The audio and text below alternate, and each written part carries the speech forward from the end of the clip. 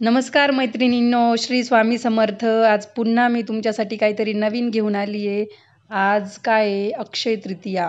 सर्वात महत्त्वाचा सण आहे आपल्यासाठी हा. तर मी मुद्दाम आजच्या दिवशी ह्या रांगोळ्या काढते, कारण की आज आपण कराकेळी पूजणार किंवा कलश पूजणार कुणी कुणी.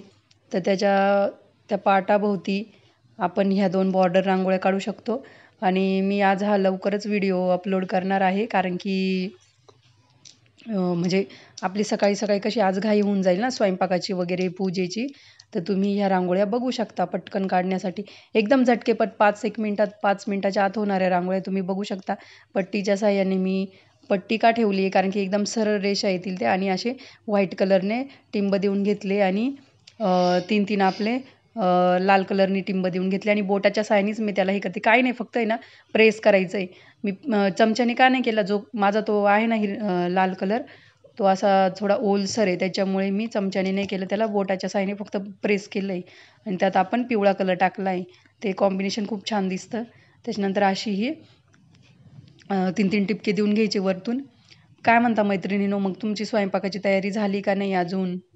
जर खूप मोठ्या माणसांचं कुटुंब असलं, म्हणजे एकत्रित कुटुंब असलं, तर बायकांना पूर्वीच्या काळी 4 वाजताच उठायला लागायचं. म्हणजे माझ्या माहेरी 16-17 जणांचं कुटुंब होतं, तर माझ्या आत्या वगैरे 4 वाजताच उठायच्या आणि स्वयंपाकाला लागायच्या, डाळ शिजायला टाकायच्या. पुरण असतं ना, पुरणाचा स्वयंपाक असतो आज. पुरणाची पोळी, आमरस, सार, भात.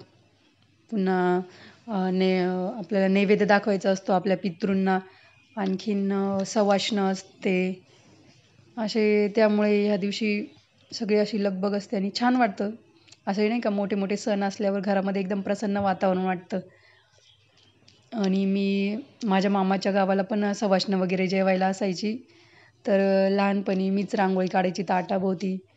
ते जेवायला यायचे ना आपल्याकडे.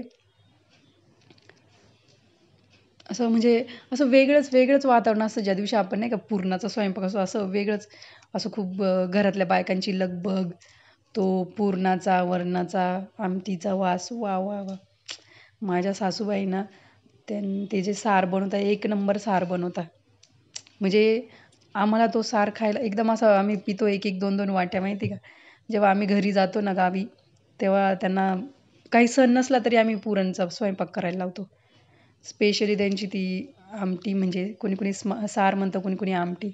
एकदम वेगळाच फ्लेवर आहे त्यांच्या, म्हणजे काय म्हणतात ना, वेगळीच चव आहे एकदम त्यांच्या हाताला. आपण सेम प्रोसेस जरी केली तरी नाही होऊ शकत. अशा पद्धतीने आपली दुसरी रांगोळी पण बोलता बोलता होऊन चालली मैत्रिणीनं. असा मध्ये स्वस्तिक काढून घेतला आणि त्याला 2 बाजूनी 2 रेषा काढून घेतल्या आणि हे बघा अशी डिझाईन केली. एकदम सिंपल रांगोळी. तुम्ही नक्की काढा आजच्या दिवशी ही रांगोळी.